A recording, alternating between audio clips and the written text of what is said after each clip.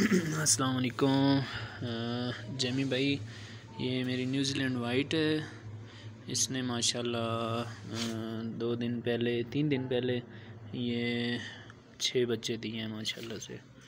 और ये काफ़ी हेल्दी और एक्टिव है। ये उनकी मदर है। ये मेरे पास 2 न्यूज़ीलैंड वाइट की फ़ीमेल्स हैं, आपके साथ एग्रीमेंट पे हैं।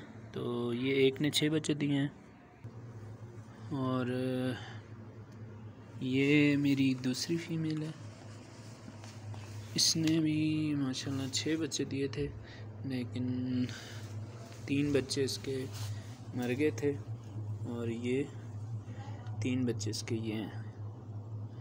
ये भी माशाल्लाह दूध शुद्ध पिला रही है और ये बच्चे 3 तो काफ़ी हेल्दी हैं। ये इनकी मदर है। ये जमी भाई फर्स्ट ब्रीड थी, पहली दफ़ा इन्होंने बच्चे दिए हैं। काफ़ी अच्छी ब्रीड आई है माशाल्लाह। इसके अलावा जाइंट अंगूरा हैं 2, तो वो भी प्रेग्नेंट हैं, 25-25 दिन की प्रेग्नेंट हैं। ये एक है और वो दूसरी। माशाल्लाह बहुत अच्छी फ़ीमेल दी थी जमी भाई आपने। तो अभी इनका वेट भी तकरीबन 4.5 किलो को टच कर रहा है दोनों फ़ीमेल्स का। तो बहुत अच्छी ब्रीड आई है।